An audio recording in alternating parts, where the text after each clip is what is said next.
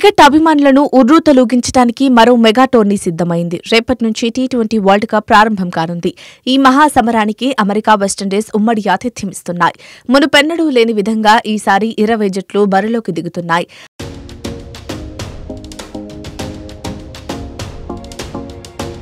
5 జట్ల చొప్పున 4 గ్రూపులుగా విడిపోయి తలపడనున్నాయి. గ్రూప్ ఏలో Bharat, Pakistan, Ireland, America, Canada ఉన్నాయి. గ్రూప్ దశ మ్యాచ్ల్ని భారత్ యుఎస్ఏలోనే ఆడనుంది.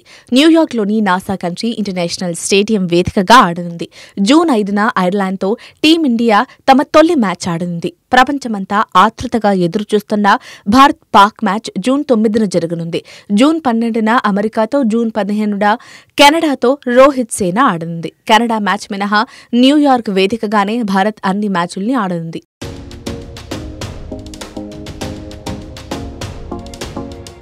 అయితే అదే వేదికగా భారత్ ఇవాళ బంగ్లాదేశ్తో ప్రాక్టీస్ మ్యాచ్ ఆడుంది.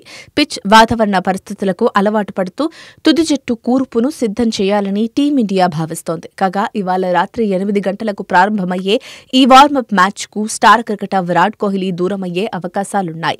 సుదీర్ఘ ప్రయాణం చేసిన కోహ్లీకి విశ్రాంతి ఇవ్వాలని టీమిండియా మేనేజ్మెంట్ భావిస్తోంది.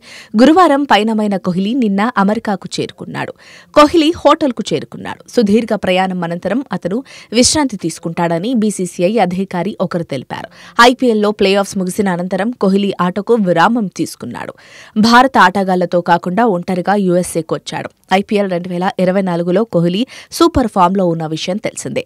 15 మ్యాచ్ల్లో 741 పరుగులతో ఆరెంజ్ క్యాప్ను అందుకున్నాడు.